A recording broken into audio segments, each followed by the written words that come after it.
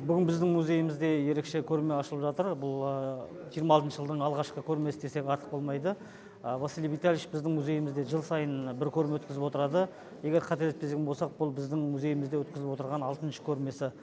Жыл сайын ол өзінің жаңа туындыларымен, жаңалықтарымен қуантады және де таңғалдырады.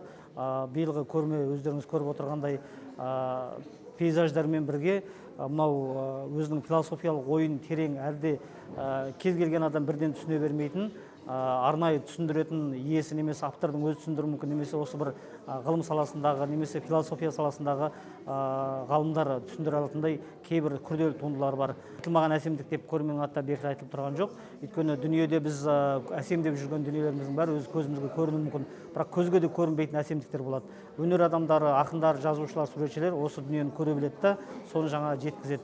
Василий Витальевичтің бұл жаңағы өзінің көрермендеріне, келушілеріне өмір бойы жинаған тәжірибесінің арасындағы дүниеде көптеген жаңағы біз көрмей жүрген, біз бағалай жүрмеген, бағалай білмеген, көзбен көрсек те бағасына жете алмаған әсемдіктер бар екенін өзінің көрермендеріне айтқысы келеді.